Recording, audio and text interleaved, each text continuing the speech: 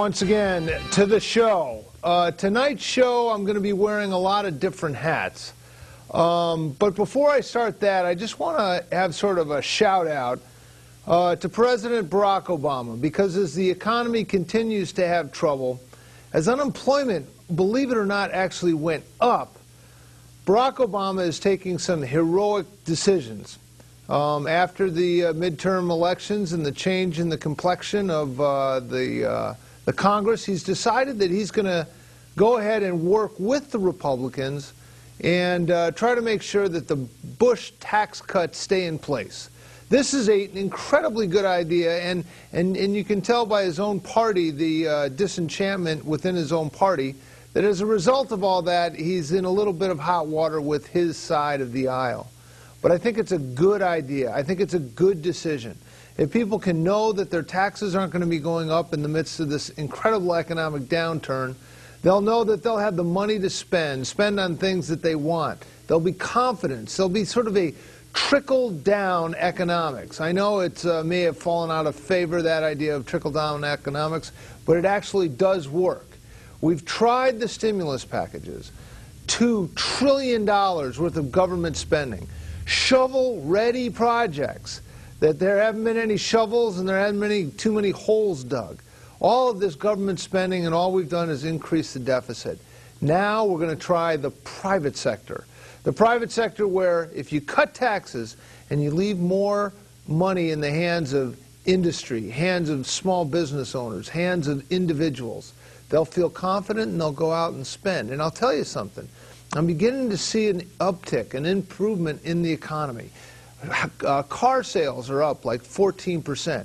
Spending on the internet for Christmas presents and holiday spending is also up about 10 or 12%. We're beginning to see this slumbering giant come out of hibernation that is the American economy. You know, it was interesting, after 9/11, among other things, George W. Bush asked the country to go about their business, to spend money. And I remember he was sort of criticized for that, because they said, wow, you know, we've had this incredible national tragedy, and all that we've done, all the president has asked us to do is to go shopping. I remember it. I remember that criticism. But, you know, that's really the situation that we're in right now as an economy. The money is there. Business has trillions of dollars. It's just waiting on the sidelines.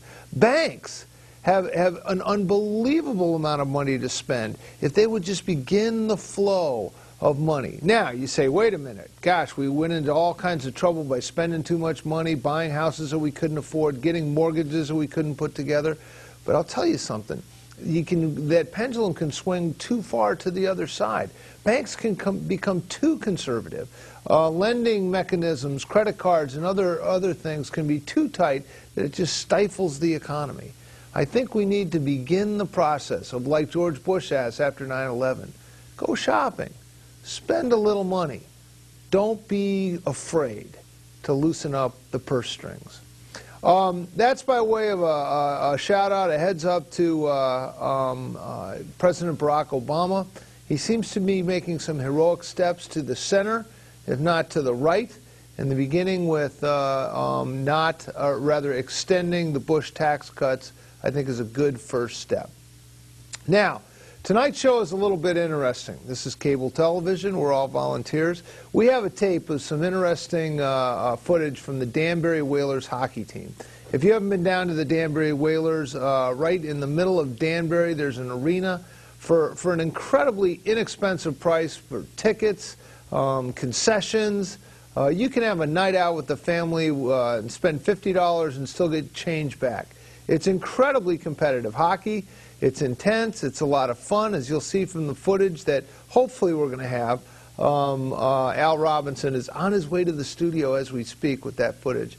When you see the footage, you'll see what a good time it is. They had a live band. It's just a lot of fun for the whole family. So we have that coming up. But I wanted to talk a little bit about, and I have to wear these different hats. The one hat, I guess, is my political hat. This is the Republican Party in Ridgefield. That's my political hat. The other hat is the Ridgefield hockey program. We're going to talk a little bit, and we're going to look at some of the Ridgefield, or some of the hockey program in Danbury. And then the other hat, I thought I'd go with kind of a camo hat as far as that goes. This is sort of my commentary hat. And today I'm going to be wearing all of these hats. Al Robinson, who as we speak is screaming to the studio, is going to be joining me, and he'll, from the left perspective, ask me a lot of questions. But tonight we're going to talk a little bit about what's going on in the town of Ridgefield. It's a little bit hard to explain, but if you get the Ridgefield Press, I have to give them kudos. Once again, Mac Reed and Jack Sanders at the Press, I think, has really given a good perspective on what's going on the Board of Selectmen and the breakdown of the board and some other things. Let me tell you as clearly as I can how I see things. In Ridgefield, there's 5 selectmen. There's a first selectman who's the chief executive officer of the town, and that's a paid position. And then there are 4 selectmen, 2 Democrats and 2 Republicans. And recently, Joan Plock, a long-standing Republican selectman in town, retired due to health reasons. Now, historically, when a selectman retires and it isn't during a normal election cycle, the Republican Town Committee, in the case where it's a Republican, has an interview process and comes up with a candidate that they would like to have fill that position. And generally speaking, in the past, it's been past practice that the other party, in a bipartisan effort, will acquiesce to the choice of the town committee from that particular party. In this case, Joan Plock retired, and this is where it could be somewhat self-serving, because in her enlightened interest, she thought that I would be a good select person. As a result of that, the Republican Town Committee asked me to interview for the position. I went in and I interviewed. I said, first of all, I'm really quite happy on the Board of Finance, where I've served for a number of years. But they said, well, we'd like you to consider going for the selectman position. So I said, okay, if that's something you'd like me to do, I'd be happy to interview. After the interview process, there was a vote by the entire Republican Town Committee, and I was elected. I was unanimously elected as the person that the Republican Party wanted to have in that position. Now, as events moved forward, the 3 Democrats on the town committee, Di Masters, Barbara Manners, and Rudy Marconi, decided that for whatever reason they didn't want me to be on the Board of Selectmen. They chose another candidate, a Republican, who had served as on the Board of Ed, and for whatever reason they decided that they were going to reject the choice of the town committee and put this other candidate in. Well, as you can imagine, the Republican Party was not terribly pleased with this. They felt as if something had gone awry. They felt as if the 3 Democratic members of the Board of Selectmen had an agenda, and that somehow they didn't want an alternate voice, an opposing voice, a voice for fiscal restraint on the Board of Selectmen. As a result of that, the Republican Town Committee sort of huddled, and it turns out that there's a state statute that allows for petitions. And if you petition, you can ask the town government, if you have 5% of the registered voters to sign a petition, you can allow for a town-wide vote. As a result of that, the Republican Town Committee has gone about getting signatures on a petition. They need 826 signatures, and it would appear that at this hour, at 9:10 on Thursday evening, halfway into the allotted 2 weeks, they're well on their way to getting the number of petitions. As a result, there's been a little bit of unhappiness and discontent within the town of Ridgefield, and that's reflected in the opinion page. It's reflected on the front page of the Ridgefield Press, and it's also reflected from the Republican point of view in this full-page ad that they took out in the Ridgefield Press. And here you see the thoughts of Joan Plock. Joan Plock, again, held the Republican seat on the Board of Selectmen. And here is her letter. From the personal desk of Joan Plock. Dear Rudy, Barbara, and Di. Those are the fellow selectmen that she worked with. It was with much sadness that I resigned from the Board of Selectmen last month. but I was comforted by my assurance from the selectmen that my replacement would not be politicized. Instead, while my medical treatment rendered me unable to respond, I believe that Democrat members of the board calculatingly misrepresented my views. Let me clearly and definitely repeat that the entire Board of Selectmen is what the entire Board of Selectmen is already aware of. I did not support, do not support, or I'm sorry, I'll back up. I did support, I do support, and I will support Marty Heiser to serve the balance of my term. Marty has the qualifications and experience and sense of balance to capably represent the best interests of Ridgefield.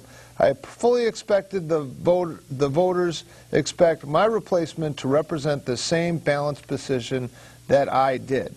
My seat is not, nor has been, as you have falsely presumed, a woman's seat or an education seat. I take offense to the suggestion that it was or that it should be treated as such. I proudly and I hope ably served the town of Ridgefield as a selectman, not as a woman. To reiterate, I support Marty Heiser to replace me. Since it appears that there should be a revote, I urge you to honor my wishes and intent of voters who support me to install Marty Heiser as first selectman in my place. Sincerely, Joan Plock. And then it goes on to talk about different comments from people in town. I just read last Wednesday's meeting. Going against a Republican choice for Joan's seat shows a lack of respect, poor judgment. Let me know where I can sign. A lot of people have expressed interest in signing. I've lived in Ridgefield for 30 years. I've never seen the likes of this. Is this Chicago? That was another comment. I read about this in the newspaper. Where do I sign? So here we have it. A nice, peaceful, friendly atmosphere in the town of Ridgefield. Temporarily, I hope, and I assume, has been somewhat upset, and it's a bit topsy-turvy right now, and it has to do with this open position now filled by the Democrats' choice for the Republican seat. But there should, as these petitions come in, and as we find, there should be a revote, a town-wide vote for this situation.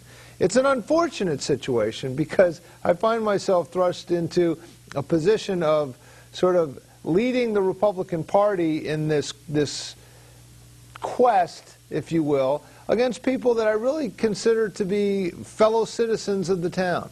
Maureen Kozlark has done a lot for the town. She's been on the Board of Ed. I believe she was chairman of the Board of Ed for some time. And even Di Masters and Barbara Manners and Rudy Marconi himself have actually done a reasonably good job. From my perch at the Board of Finance, I've always preached fiscal restraint. I've always been concerned about senior citizens and those in town that have trouble paying the ever-growing tax bill, and that's been kind of the thrust of my political position through the years. But there's always compromise, and it always seems to work out. In this latest chapter, though, it seems to have really tugged at a nerve, where the Democrats on the Board of Selectmen have taken it upon themselves to dictate to the Republicans who will represent them. I think that's the gist of it, and that's what's resulted in the reaction of having to go out and get these petitions signed, and I think it will be further reflected in the upcoming election. I understand there'll be a Republican caucus, possibly a Republican primary, and then a town-wide vote. And by the way, as the opposition in this most recent debate point out, there is some expense involved. It's anywhere from $11,000 to $26,000 to do a town-wide vote. And frankly, that just irks me. I'm very upset that this whole situation has come to this. I really don't understand why the Board of Selectmen have taken it upon themselves to dictate to another party in town who would represent them. And I think that the result of that is what we're seeing unfolding right now. My hope is that at some point in the not-too-distant future, cooler heads will prevail, harmony within our small town will return, and Ridgefield, which has historically been voted the #1 town in Ridgefield, at least in our population group, will continue. But for right now, democracy is being tested. People, as we speak, are in front of Stop and Shop, at railroad stations, at the delis, at the diner counters, the Early Bird, Joe's Corner Deli, in front of Parks and Rec, and all over town, going door to door. In that ad, they had a phone number you could call. People are calling to sign the petition. Hundreds and hundreds of Ridgefielders are making their voice heard through the form of petition, which we have a right to do within our democracy. And at some level, it's kind of interesting to see democracy in action as it rolls forward. Now, Al Robinson, Democrat extraordinaire, has been watching this somewhat bemused from a distance. Al Robinson is interested in putting together a couple television shows on this. But first, he wants to ask me a few questions regarding this, hold my feet to the fire, and we'd like him to come in right now and join us. And then we're going to get to some hockey, too, so we have that as well. Again, this is cable access television, so as everything, you're dealing with volunteers. And by the way, the hockey footage that you're going to see tonight, it's a great program. If you go down to a Danbury Whalers hockey program, just like Danbury Mad Hatters before them or the Danbury Trashers before them, it's a great evening out, and it's certainly worthwhile. So we're going to be going to that videotape soon, and then when we return, Al Robinson is going to ask me a few questions regarding this petition, and it may start off with, what the heck do you think you're doing?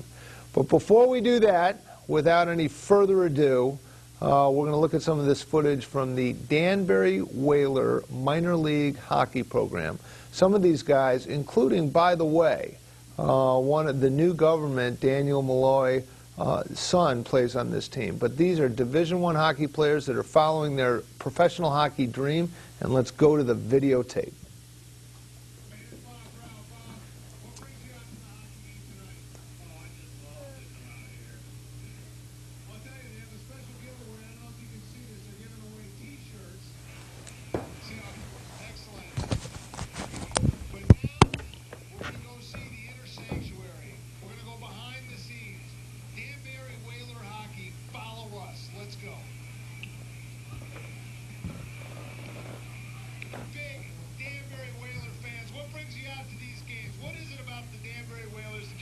Here that is a good time. Hockey is a great sport. We enjoy it very much. I work and we live in the community. It's good to support the community, and we just have a great time. I'm telling you, you go down to a Rangers game, when you get finished paying $40 for parking, $28 for bridges, tunnels, and tolls to get down there, and then $200 for the tickets, you spend $1,000. How's the value coming out to a Danbury Whaler game? It's a huge value. It's very inexpensive. You support the local businesses and the local economy, and that's more important than anything else. Danbury Whalers, they used to be the Trashers, but he's in prison. They used to be the Danbury Mad Hatters, but now they're the Whalers. Thanks a lot. Who's going to win tonight? Oh, the Whalers, of course. All right. Anyone else want to add anything? How about you? I just come to get away from her.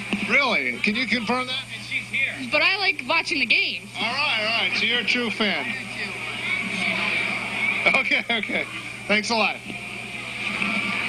Well, we just made the long walk all the way from the arena to now the inner sanctum, the Holy of Holies. The professional hockey team, the Danbury Whalers, are right behind this door.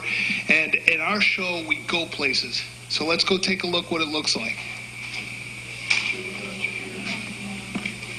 All right, among other things, these guys are in top physical condition. This is their weight room where they work out and prepare, rehab injuries, and get ready to go. This is all part of the Danbury Whalers complex.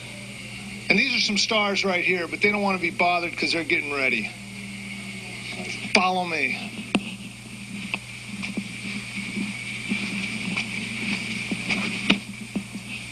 Here with Coach Chris Ferriello of the Danbury Whalers. Your team right now is 6-5-1? We're 8-6-1. 8-6-1. And how do you feel like the season's going so far? What do you think you need to improve? Well, I mean, right now we've been pretty successful at home. Mm-hmm. It's a great advantage here. You know, the crowds here are unbelievable. It's probably the best place to play in the league, and having 2,000-3,000 people a night in the arena is a big help for us. It gets the guys pumped up. We feed off that electricity. Mm-hmm. we've been 7-0 so far this year at home, and we struggled on the road. I think we've only won once on the road in overtime. And I think it's just a mindset, so we have to be a little bit more prepared on the road in the future. We lost one last night. Never should have lost, so... But we got him back tonight here. So. I understand in last night's game there were no power play goals. That's a little unusual for a high-scoring game, isn't it? Yeah, I think we had two or three opportunities. They had 2 opportunities, and just everything came at even strength, and there were a lot of breakdowns on our part. We've never given up 8 goals in a game, and but it happens in a long course of the season. We find ourselves, making those mistakes. We just have to correct them. Well, I can tell you one thing. We were just downstairs. The fans are streaming in. The rock and roll band is playing. I mean, this has a real atmosphere. And do you think that contributes to how successful you've been at home? Oh, yeah. I mean, it makes it very tough for the visiting team to come in here and play. I mean, it's an extra man advantage with that crowd. And, our guys feed off it like it's, tonight we had probably the biggest crowd of the year. So there's a lot of electricity. And, hopefully these guys can feed off it and use it to their advantage. And, at the end of the day, we come up with a big win again. Thanks a lot. We'd like to talk to you between periods, if it's okay. Thanks. Appreciate your time. Goalie extraordinaire of the Danbury Whalers. You played at the Texas Tornadoes, Springfield Blues, Broadstown Bombers, Traverse City Enforcers, Macon, Asheville Aces, Knoxville Ice Bears. How does playing in Danbury compare to some of those other teams? I enjoy it a lot. Good fan support, great team, great organization, and everything's good.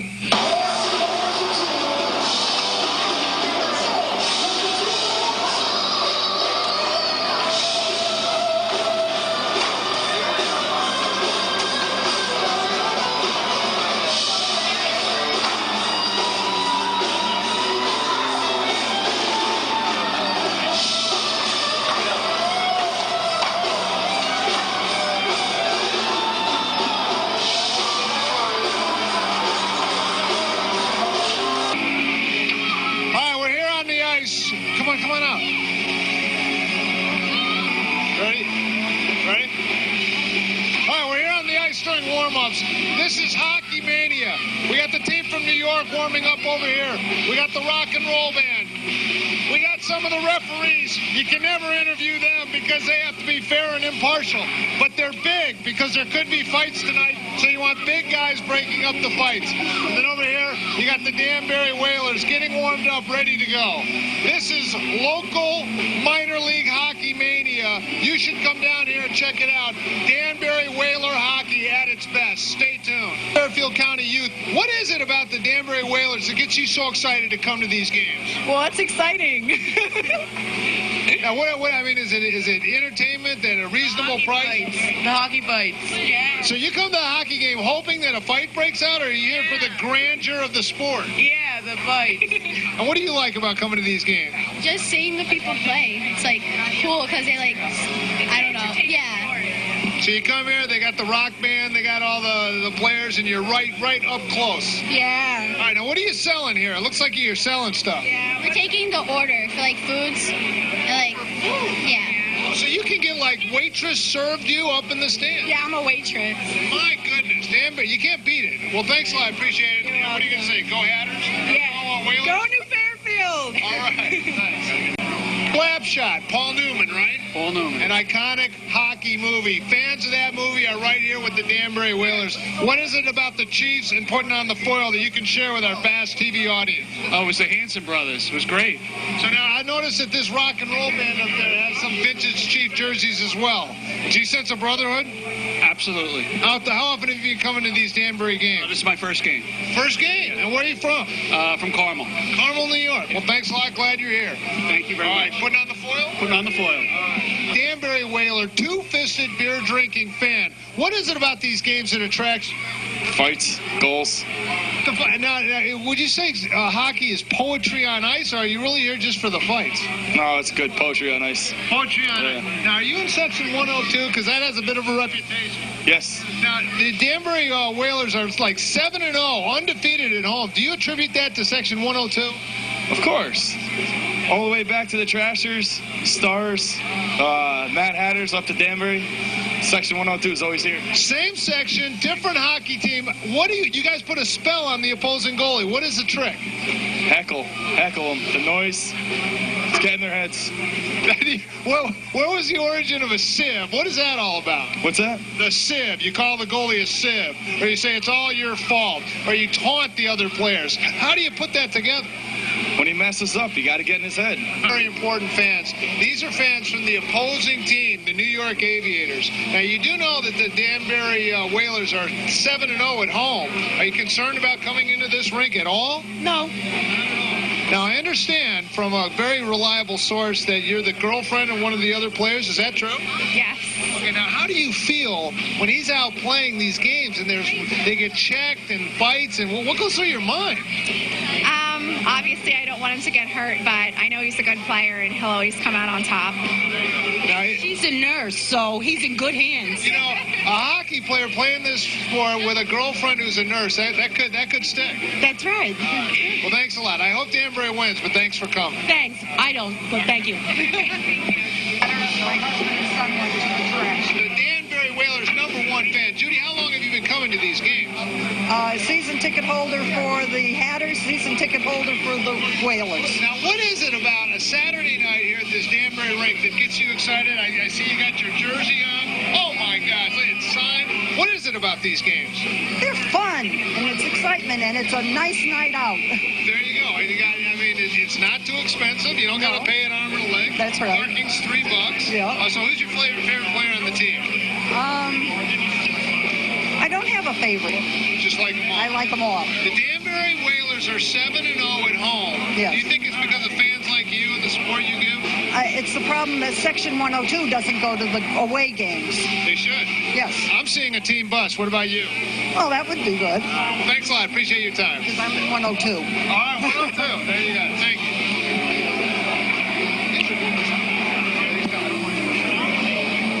So you're coming on. We're here with Fred Izzo from the Dream Come True. Western Connecticut. Western Connecticut. What are you doing here? I've been a volunteer. I've been past president. I've been with the organization for over 25 years.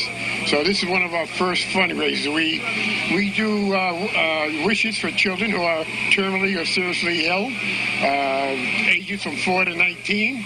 And we've been in Danbury for about probably close to 30 years now. And we do 3 counties because we're just not large enough volunteer-wise. We do Litchfield, Fairfield, and New Haven counties. Excellent. Well, I see people with these jerseys, Dream Come True. What's the fundraiser tonight, and how can people get involved?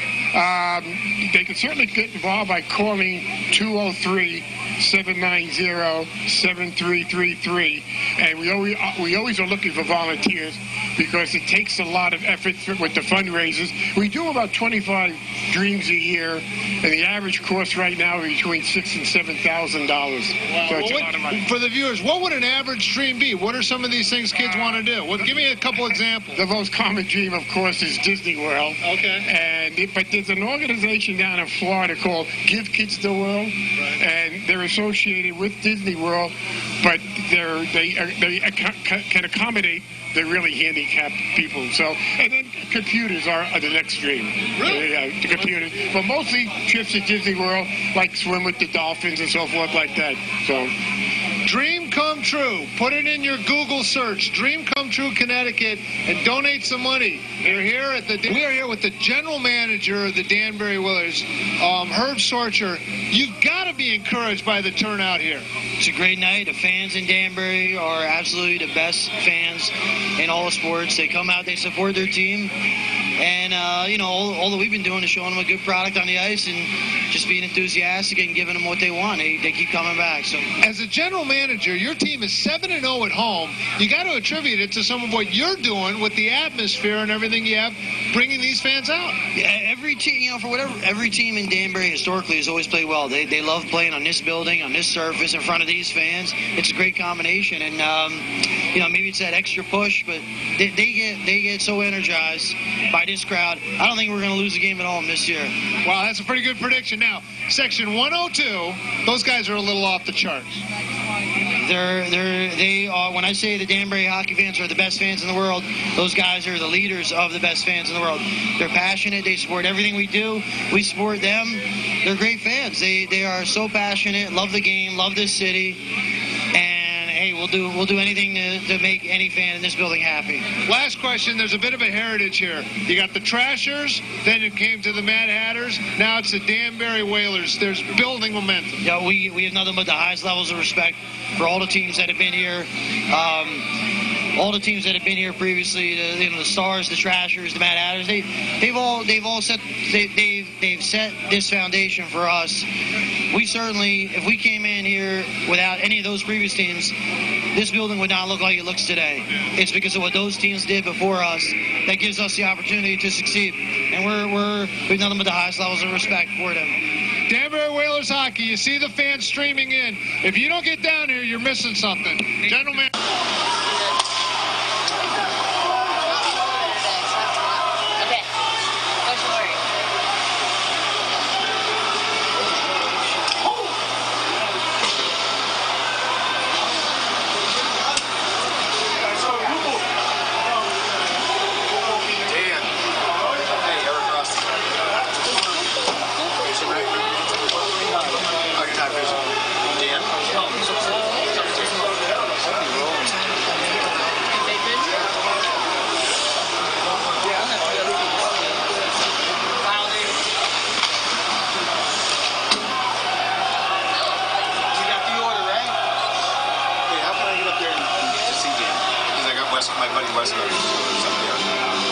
Feliciano and a man of the cloth, Brian Mowry. Brian, you're a good Christian man. What are you doing here at a very violent sport hockey game? Well, I'm kind of going back to my roots. Used to play hockey as a kid. I understand your brother Craig Mowry had quite a career at Wheaton College in Illinois. Is that true? Well, they have a hockey team. They let pretty much anybody on the team. Is that right? Yeah, that's right. I heard you played there. I heard it was a much more elite program than that. Doctor, you're the team doctor. What are some of the injuries some of these players have? Well, I'm one of the team doctors, and they can get anything.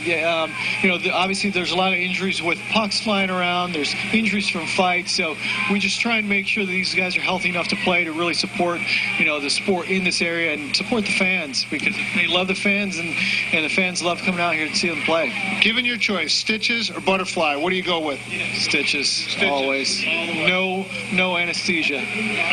That's how these guys want it. Is it true they get stitches between periods and they don't miss a shift? Not between periods. Right after the injury occurs, and they'll go back during the same period. If you want to see some tough guys, you're wondering where the tough guys are? They're out here on the ice. Danbury Whalers hockey, come on down.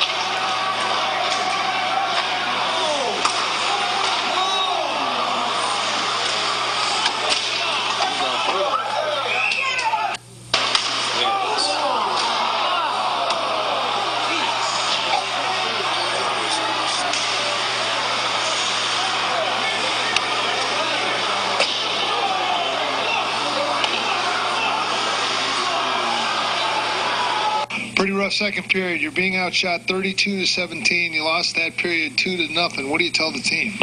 I mean, we just, we didn't do our job in the second here. We came out flat. 2 breakdowns. Spent half the penalty period in the penalty box. So, I mean, we've been a third period team all year. You got to get to the first 33 seconds and get back to regular hockey. And I think we have a good chance of catching them. So that 4-minute penalty, is that a major? Or it's just a double minor? Double minor. Okay, so basically, how do you tell the guys the difference between too much aggression and that costs you penalty minutes and playing on a... That's just frustration. I mean, that's all it is, frustration. I mean, just, it's a game of emotion. You have to maintain it, but, sometimes it gets away from you, so. So you won the third period. That's what you're telling us.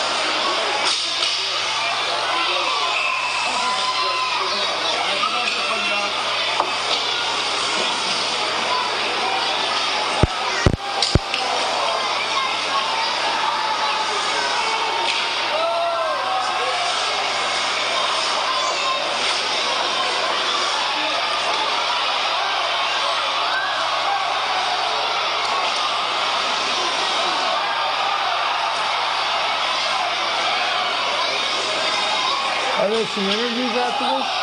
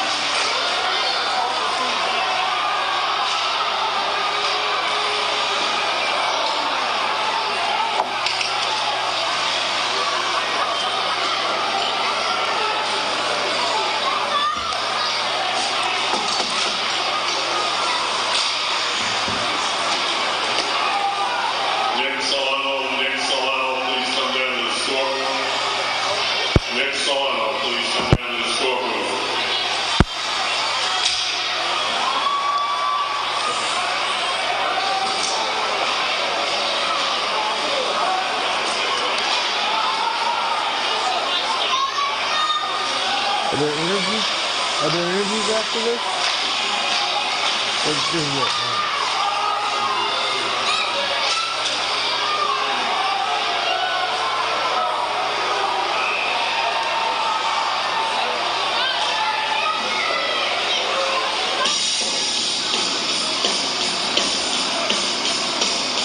Okay, so you're coming in, right?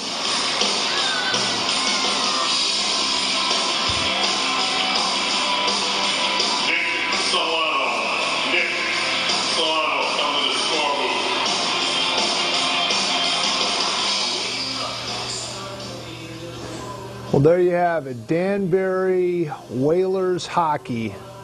It's a good time. It's a lot of fun. You got to see the general manager there. You got to see some families enjoying some hockey. There were some interviews with some of the players. We're going to do some more shows on Danbury Whaler hockey. Some of these young kids, they're really Connecticut youth hockey products that have gone on and played at Division I or Division II college teams, and then from there pursuing their dreams of playing professional hockey, keeping the dream alive.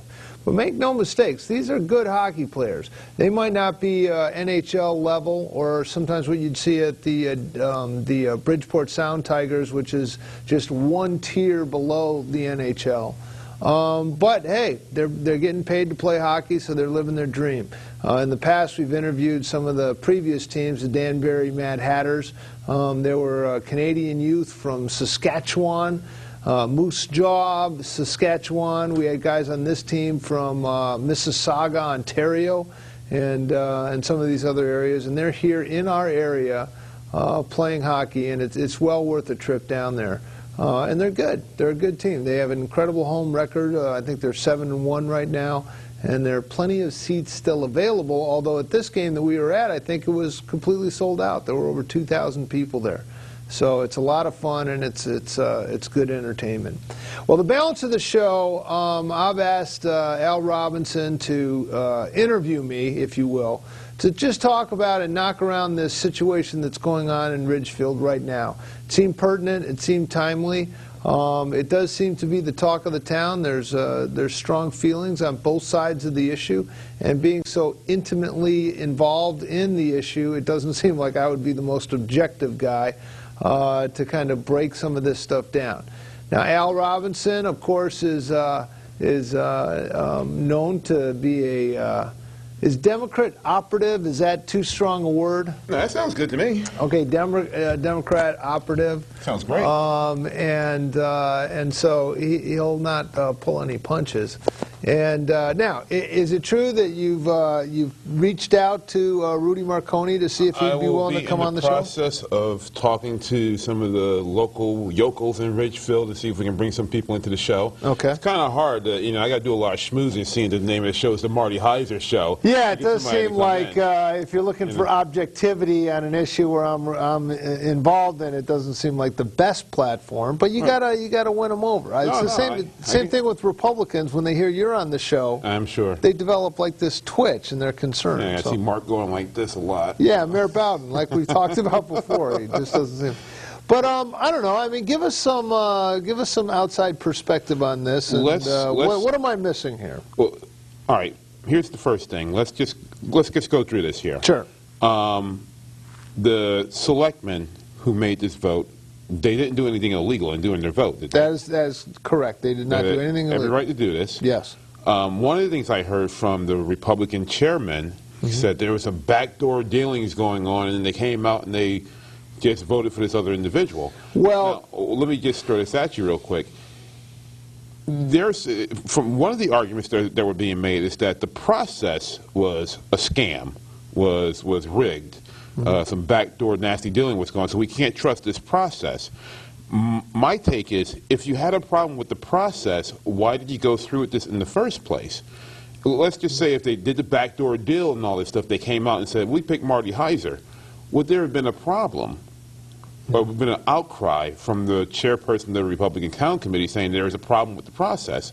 I don't think so. Well, here's the problem with the process, and you can put as much weight on it as you want. There's a couple processes that there were problems with, but the night of the vote, They had an open interview where everyone was interviewed, and then they called for a recess where the entire elected board went into another room to discuss the candidates. And it was sort of like a executive session. Right. Actually, the previous member of the Board of Selectmen has assured me that that is an illegal meeting, and that if there's a Freedom of Information filing, that elected officials cannot recess themselves into another room to discuss this issue. You can call for an executive session and vote on that and go into executive session for a couple things. One is personal issues, and the other is, by the way, we have the head of the Independent Party. Yeah, Dom, are you there? This is Dom D'Addario. He's the head of the Independent Party. You've been watching the show. We're talking about the petition and what's going on. What are your thoughts, Dom? Well, I was going to ask you, are you off the air now? No, we're on the air right now, so you're on television, Dom. This is your big television break. What are your thoughts? Well, your opponent claims to be a lifelong Republican, and there's rumors going around town that she was once a Democrat. Do you know of any truth to that? Well, hold the line. Hold the line. I'm not completely sure. I don't know. It's Maureen Kozlark, and really, you know, Maureen is a fine member of the town. She was on the Board of Ed for a number of years. As far as if she was at one point a member of the Democratic Party and then switched, I really don't know the answer to that. It'd be great to have her on. But Dom, let me ask you a question, because you're one of the heads of the Independent Party, and there was a candidate that night from the Independent Party, Jan Rifkin, who's actually called into this show. I think he may have been on the show before. And how do you think he was treated that night during this process? What do you mean, during the interviews? Yeah. I thought he did very well myself, but he doesn't want to run. Oh, he doesn't want to run in the special election that's going to be a result of this petition? He said the period is going to be too short, and all the work will all be done anyhow, all the important stuff. But I do have another person who is going to run. Okay. Well, listen, thanks a lot. Thanks a lot for the call, and I appreciate all your help with this. All righty, thanks, Marty. Okay, take care. Yeah, that's Dom D'Addario. He heads up the Independent Party in town. Also a big fan of the show, so he tends to watch quite a bit. But Jan Rifkin, there was an article in the paper you're just looking at. He called the situation there a farce. That's what he called it. Now, why was it? Again, I'm not quite understanding the outcry, calling it a farce. Again, would there be so much of an outcry if the exact same thing happened and the outcome would have just said, if, you know, we elect Marty Heiser for this? Well, I don't think there would be people saying this is a farce. No, I don't. I don't mean to interrupt. Then, if the answer is no, then why are people calling it a farce? I mean, technically, if they would have voted you in, nobody would have had. No, you're just saying here that if they would have voted you in, given all the stuff that happened, all the crazy stuff, I guess, that has happened, the alleged crazy stuff, nobody would have a complaint. So, is it really valid to be calling this a farce and all this stuff? The farce, if you read the Ridgefield Press, Jan Rifkin called it a farce. Okay. What he was referring to, though, I think, was his interview. Because in his interview, I think he was told that they weren't going to choose someone from the Independent Party or something along those lines. I wasn't privy to the interview, but I think that's what he was referring to when he called it a farce. I think the rub is, in all of this, the rub is, and I think it's reflected in the full-page advertisement that's in the Ridgefield Press this week as well, the rub is that 3 Democrats on the Board of Selectmen took it upon themselves to dictate to the Republican Party in town whom they want to have in that position. And the Republican Party has made it clear that they wanted a different person. Again, I'm trying to be objective here. Right. No. But in addition to that, the outgoing select person, in this case Joan Plock, has made it abundantly clear that she wanted to have this person. In light of all that evidence, it would seem like the existing Board of Selectmen, the Democrats on that board, should have deferred to that, the wishes of that. After all, there's going to be an election again in like 9 months, and seated that person. That has been standard practice, generally speaking, on boards in the past because of minority representation. There's a state law that says you have to have minority representation on these boards, and so the deference should be given to the existing committees from the various political parties in situations like that. It wasn't. And I think that as a result of that, calculations, and I really don't know what was going through Rudy's mind or Di Master's mind or Barbara Manner's mind in this case, but as a result of that kind of stiff arm to this particular political party, I think that's the reaction that you're seeing here. And that's why I think hundreds and hundreds of Ridgefield residents are happily walking up to sign this petition, and they're equally outraged. Well, again, I think, again, I'll go back to this again. What they did was legal. That is correct. It was legal. What they did was something that everybody knew was going to happen walking in, which is they're going to pick whoever they want to pick. You know, well, going into this. No, going into this, actually, there were was there a wink and a nod saying we're going to get Marty Heiser? And I guess in so many... I wasn't in the room. I don't know about winks and nods, but there were assurances given to the chairman of the Republican Town Committee. He met with Rudy in his office, and he claims that there were assurances given that this wouldn't be a problem, and that the first selectman was not going to support the candidate that he eventually supported. That was, I don't know if it's a wink or not. Has it been verified by Mr. Marconi? That's a pretty strong charge. I would love to see I'd love to have him on the show and answer that question. Yeah, no, but that's a pretty strong charge to throw to Mr. Marconi. In essence, you're calling him a liar, or Mr. Carroll's calling him a liar. Yeah, there is an open letter from Jim Carroll that is making that statement. I think what Mr. Marconi has said that I would definitely vote for a Republican, and the person we voted for is a Republican. Right, and it seems to be, well, again, it comes down to, did they do anything illegal? Which my answer is no. It doesn't seem like they did anything illegal. Did everybody go in knowing that they're going to make a vote? Yes. And did they know that the Democrats on the committee are going to make this vote? Well, yes. If there is such an outrage about this now, talking about the process and all, maybe should have went the special election route in the first place and let the residents of the town of Ridgefield select this person in the first place. That's the remedy that in reaction to what took place that night, that's the remedy that's being pursued. And it's actually, I mean, the only bad part about this remedy is that it costs money. It's costing a great deal of money. Well, it hasn't cost a nickel yet. Well, but if it does, a lot of money. If it does go to a primary and it does go to a general election, for a seat that you're going to hold just for a few short months before you have to campaign again for selectman, or maybe for first selectman. Yeah. But it's just a short period of time. So again, you're asking the residents of the town of Ridgefield to fork out $25,000 to $30,000 for a seat that's going to be held for a relatively short amount of time before it goes up for an election again. So my question to you would be is, why not just wait and run in November against this individual who was appointed by the members of the selectmen? Well, I think there comes a point where you have to make a stand. And I think that in this situation, it was so abhorrent and so unseemly that three Democrats would dictate would dictate to the Republican Party who would take that seat, that the reaction was just, in some ways, explosive, visceral. It was really, really intense, and there was a sense that this cannot stand. What if anything can we do? Turns out there's a state statute that allows for a special election if you have a petition, and people felt so strongly about this. And by the way, when you start this petition thing, you really don't know what people are going to say or do.